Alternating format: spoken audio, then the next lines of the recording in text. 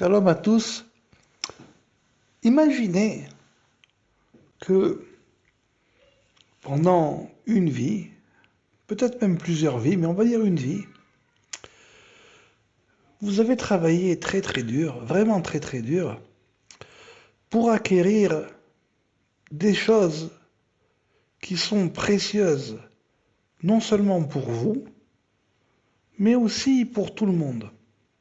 Par exemple, vous avez acquéri une collection de tableaux d'œuvres de grands maîtres, des instruments de musique d'époque qui ont une valeur inégalée. Je ne sais pas, une collection, quelque chose qui vraiment a une valeur qui dépasse la personne, bien qu'elle l'ait acquérie par son travail, par son argent. Ce qu'elle a réussi à acquérir, ça a une valeur qui la dépasse, parce que c'est quelque chose qui va lui survivre.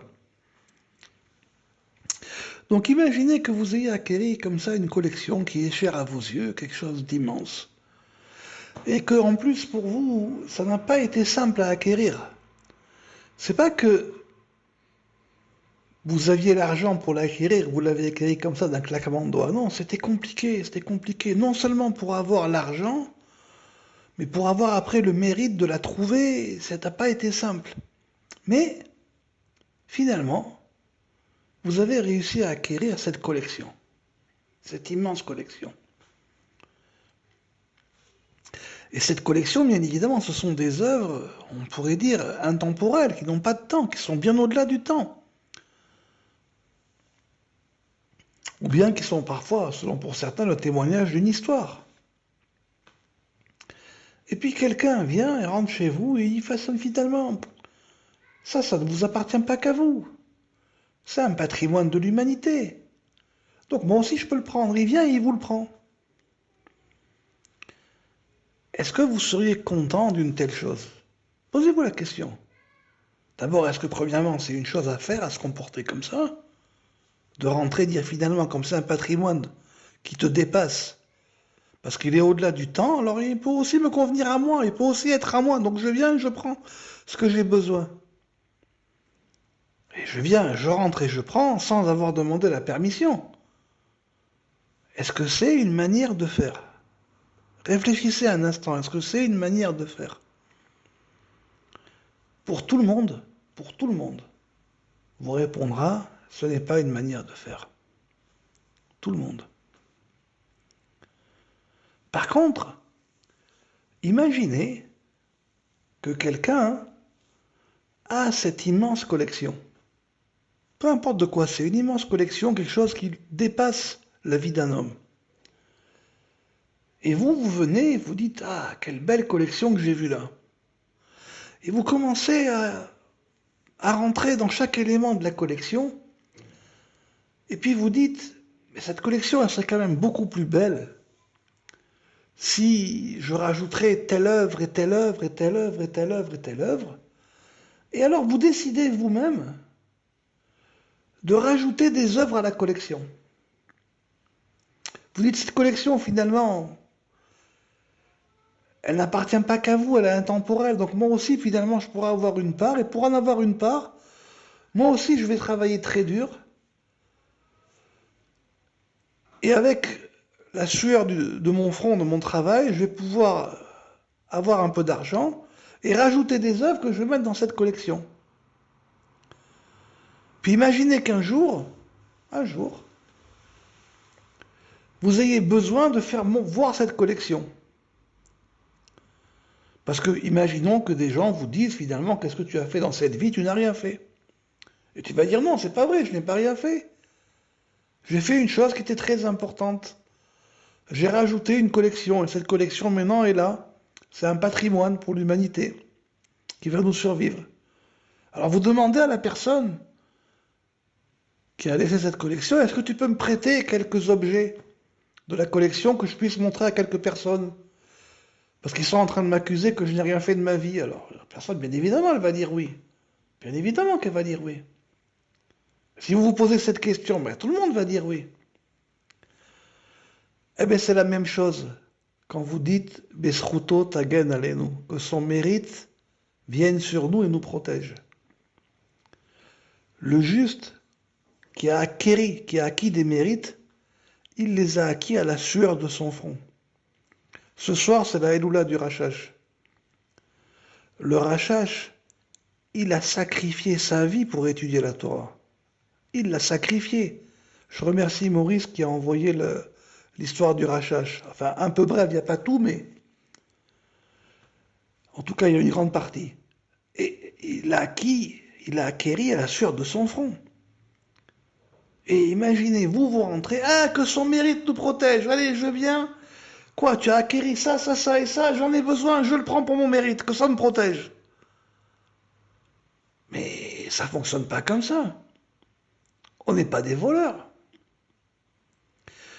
Si on veut que le mérite d'un juste puisse avoir une influence, pas une protection, une influence, et que cette influence ou cet influx puisse faire en sorte que ça puisse mettre une barrière du fait de la lumière, parce qu'un peu de lumière chasse beaucoup d'obscurité, oui. Mais pour ça, il faut pouvoir rentrer dans l'enseignement du tzaddik, sa collection, son trésor. Si quelqu'un vient et qui rentre dans l'étude, c'est-à-dire dans le trésor, dans la collection, la chose qui est intemporelle, qui est au-delà du temps, de ce que le tzaddik a fait. Et en plus, quand il vient, par son étude, par son travail, il va augmenter sa collection, il va augmenter ce que le tzaddik a fait. Alors, de temps en temps, si vraiment dans des cas extrêmes, il y a besoin de prendre l'usufruit, j'ai bien dit l'usufruit, pour pouvoir le faire descendre légèrement, et vraiment c'est dans des cas extrêmes, parce qu'un peu de lumière peut chasser beaucoup d'obscurité, éventuellement, je dis bien éventuellement, mais venir et dire que son mérite vienne à nous et qu'il nous protège, ça s'appelle se comporter comme des voleurs. On se comporte comme des voleurs. Sa Torah ne nous intéresse pas. Tout ce qu'on veut, c'est ce qu'il a fait. Les choses ne fonctionnent pas ainsi. Ni pour le Rachash HaKadosh, ni pour aucun tzadikim dans le monde. Aucun. Aucun. Quelqu'un est tzadik chez nous parce que justement il est chacham, il a une Torah. C'est ça son mérite. Quelqu'un veut rentrer dans la avira, dans l'ambiance, dans le monde, dans l'atmosphère, dans l'esthétique, un peu comme une musique ou comme un plat de cuisine, il y a un goût, il y a une esthétique. Si par exemple vous écoutez la musique du Moyen Âge, la musique baroque par exemple, il y a une esthétique baroque. Après on change d'époque, c'est autre chose. Si par exemple vous rentrez, si on reprend l'exemple de la nourriture, dans, je ne sais pas, l'esthétique de la nourriture thaïlandaise par exemple, il y a une manière, il y a un goût spécifique. Si vous rentrez dans l'esthétique de la nourriture des Berbères ou des Kabyles, c'est une autre esthétique. Il y a un autre goût, une autre manière de faire. Je ramène ça parce que la Torah, on l'appelle une musique, mais c'est aussi un ta'am. Dans la musique, il y a aussi des ta'amim, et le ta'am, c'est aussi un goût en hébreu. C'est pour ça que j'amène les deux exemples. Donc on rentre dans cette esthétique-là, pour pouvoir s'en imprégner. Mais c'est pas qu'on vient et qu'on sert dans la cuisine. Et qu'on ouvre la porte sans demander à personne, on vient et on sert, on dit allez, c'est bien, c'est pour nous. Ça peut pas fonctionner. C'est pas une manière de faire. La Torah du tzaddik, il n'y a aucun problème, elle est intemporelle, elle dépasse le tzaddik lui-même. C'est ça le grand mystère. Vous savez, une fois j'ai écouté alors peut-être vous paraître bizarre, mais j'ai écouté un chaman d'Amérique centrale, qui parlait. Et on l'a posé la question sur Dieu, le mystère de la création. Et il a dit, mais vous savez, le grand architecte, il s'étonne de notre mystère à nous. Il s'étonne de notre mystère à nous. Lui, c'est un mystère pour nous, mais nous, on est aussi un mystère pour lui. Puis après, il est parti dans d'autres discussions. Mais c'est quelque chose que j'ai retenu. Il y a un Midrash dans le Zohar qui dit que les anges disent Dieu n'est pas avec nous, on ne le voit jamais en haut, il n'est jamais là. Il vient tout le temps en bas avec les hommes. Et les hommes disent, c'est le Zohar qui cite, mais Dieu n'est pas parmi nous, il est avec ses anges. Tout ça pour montrer qu'il y a une double relation. Mais néanmoins, quand le tzaddik il révèle une Torah, c'est quelque chose qui le dépasse. En même temps, c'est sa Torah, et en même temps, ça le dépasse. C'est pour ça que j'ai pris l'exemple d'une collection, d'une œuvre d'art, de quelque chose d'extrêmement précieux. Quelque chose d'extrêmement précieux, ça dépasse la vie de l'homme, parce que ça va le survivre. À côté de ça, notre vie n'est rien du tout. Même dans les choses très physiques, prenez quelqu'un qui a pris une collection de tableaux, une collection de grands maîtres. Bon, un jour, à 120 ans, il va partir, mais les tableaux vont rester. L'œuvre va lui survivre. Par rapport à ces tableaux, lui-même, il n'est rien. C'est uniquement par le fait de son travail qu'il a pu les acquérir. C'est la même chose, la Torah du tzaddik. Elle est complètement intemporelle, elle a dépassé le temps. Mais c'est le tzaddik, par rapport à son travail, qui a réussi à pouvoir la faire sortir. Et donc, grâce à ça, eh ben, c'est quelque chose qui lui-même le dépasse, mais néanmoins, c'est dans ses mains. Ça vient de lui. Mais c'est pas parce que ça le dépasse que n'importe qui peut venir et se servir. Ça ne fonctionne pas comme ça. Un peu comme un agriculteur. Il a planté, il a travaillé la terre, il a mis une graine, il est sorti un arbre, et de l'arbre il est sorti énormément de fruits. Là aussi, on va dire, finalement, c'est quelque chose qui dépasse la graine. Mais néanmoins, c'est l'œuvre de l'agriculteur. Alors c'est vrai que les fruits sont faits pour être mangés, mais il y a un prix à payer. On ne peut pas venir et rentrer dans le champ et se servir. Les choses ne fonctionnent pas comme cela.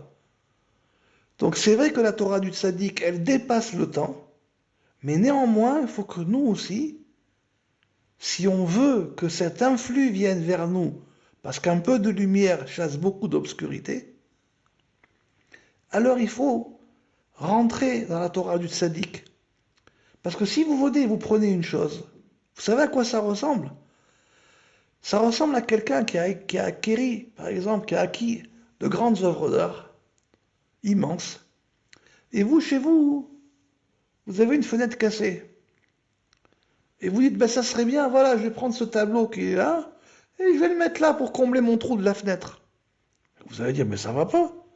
Mais c'est une œuvre de grand maître. Qu'est-ce que tu vas mettre ça pour combler un trou? Les gens ne comprennent pas. Notre vie, nos petits problèmes, on ne va pas aller prendre le mérite de quelque chose qui est intemporel et au-delà du temps pour venir combler nos fissures. Ce n'est pas acceptable.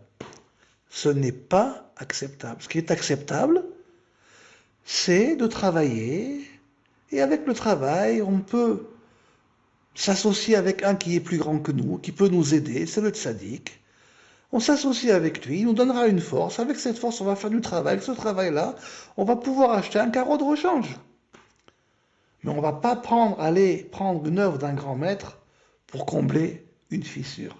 Voilà, bonne Iloula à tous et bonne réflexion.